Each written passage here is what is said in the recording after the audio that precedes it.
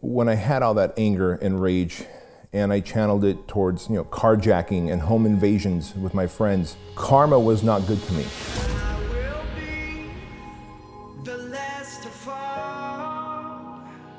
When you decide to carjack someone and you later find out that night that they're in a gang and now they're back for retaliation and they're beating the crap out of you in front of your girlfriend who's like panicking, right? You realize, hey, this is karmic justice. And so I had to take that rage and use it for good. And I figured at that point that if I used it for good, good things would happen. Because I used it for bad and bad things were happening to me. Like, I'm not the sharpest knife in the drawer, but I do know how to connect dots. And the dots were when I did bad, bad happened to me. And by God, I better start doing good or I'm gonna die. And so, thankfully the only constant I had in my life was, after senior year of high school, I finally decided to figure out how to lose weight. Got me involved in fitness and working out. So I was always in the gym, which was bad because I'm a strong, steroid-using, angry young man just on a mission to destroy, right?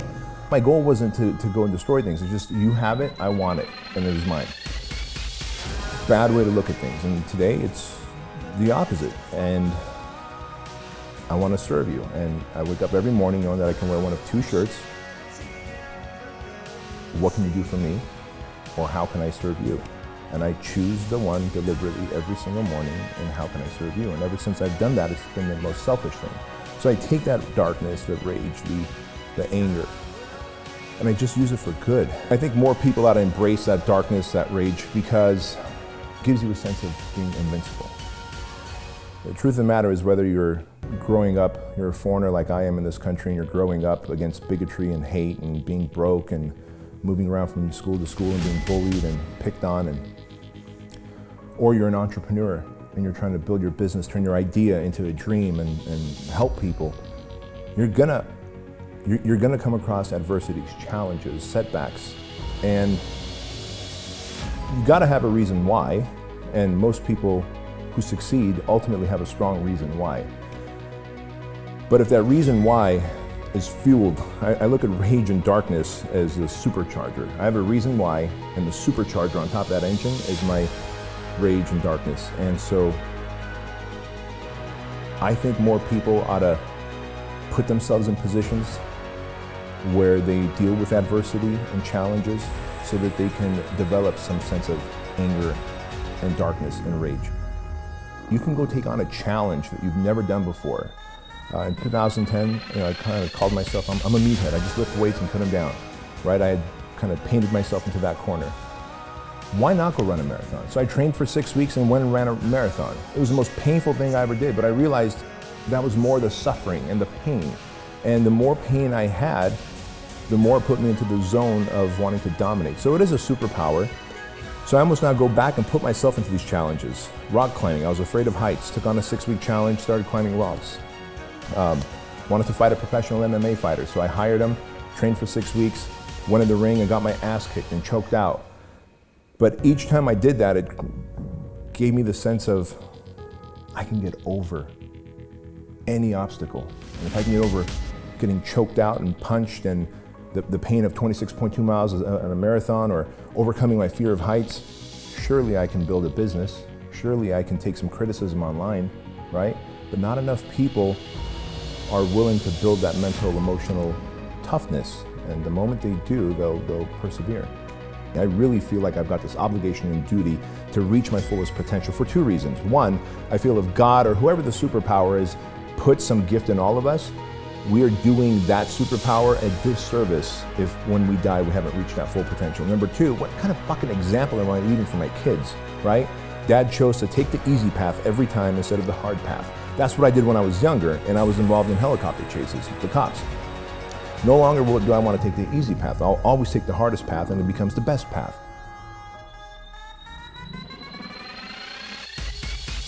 I believe we all are raised as fighter jets. Just we get neutered by parents, by grandparents, because of the fucking filters they had and viewed life through, the experiences they had. Teachers who go, you don't want to disappoint yourself, just go to college, go get a good job. Go to college.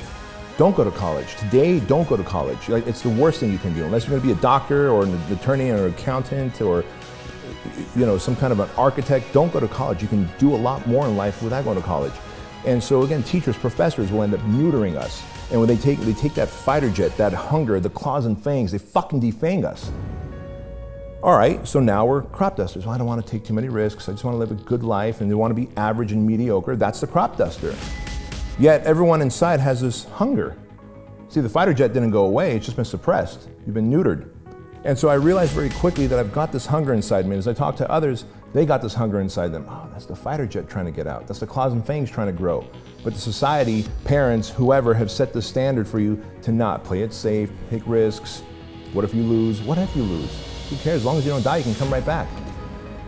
And so the fighter jet mentality is that someone who is just determined, relentlessly obsessed in achieving an outcome in the face of all adversity. The crop duster is someone who's always looking for the easiest path, the loophole, which I used to be a severe crop duster. The crop duster hits the snooze button every day because they'd rather take 10 more minutes of mediocre sleep than getting up and dominating their path. Every morning on my nightstand, there's 2 stacks of fucking dominoes lined up. And at the top of this stack says, you're a loser. The top of this one says, you're a winner. If I hit the snooze button, I've hit that first domino in the loser stack. The rest of my day is gonna suck. Now with that mentality, am I gonna ever hit snooze again? Absolutely not. Because I've sold myself on the idea that when I hit the snooze button, I'm an absolute loser. I'm scum of the earth. My day is destined to be shitty. Now some people go, you're being awfully hard on yourself. More people should be hard on themselves. We go around bubble wrapping ourselves, right? We leave the training wheels on for too long. Like, be hard on yourself. Take the fucking bubble wrap off. Take the training wheels off. Get shit done. Yeah, I like that. Yeah, nothing happens until you get shit done. Everyone's got a great idea. It'll make me this many millions and it'll help this many people. Nothing happens till you get that shit done.